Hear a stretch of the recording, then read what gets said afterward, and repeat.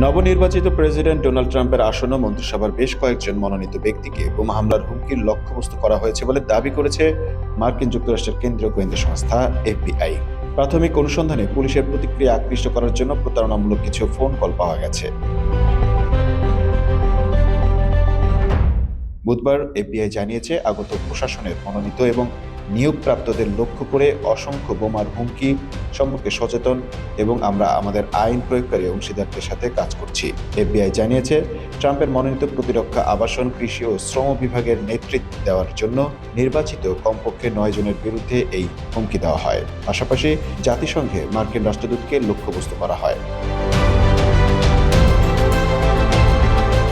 এতে আরও বলা হয়, আগত প্রশাসনের মনোনীত এবং নিয়োগপ্রাপ্তদের লক্ষ্য করে অসংখ্য বোমার হুমকি সম্পর্কে আমরা সচেতন এবং এ নিয়ে আমাদের আইন প্রয়োগকারী অংশীদারদের সাথে কাজ করছি। আমরা সমস্ত সম্ভাব্য হুমকিগুলো গুরুত্ব সহকারে নিই এবং সর্বদা জনসাধারণকে আইন প্রয়োগকারী সংস্থার কাছে সন্দেহজনক কিছু বলে অবিলম্বে রিপোর্ট করতে উৎসাহিত করুন। এর আগে ট্রাম্পের ট্রানজিশন টিমের মুখপাত্র ক্যারোলিন লেভিট বলেছেন, ট্রাম্প নিযুক্ত ব্যক্তিরা তাদের জীবন এবং তাদের সাথে যারা বসবাস করেন তাদের জন্য হিংসাত্মক ও আমেরিকান হুমকির লক্ষ্যবস্তু। তিনি বলেন, মনোনীতদের নিরাপত্তা নিশ্চিত করতে আইন প্রয়োগকারীরা দ্রুত কাজ করেছে। Mamun Mahfuz, time news desk.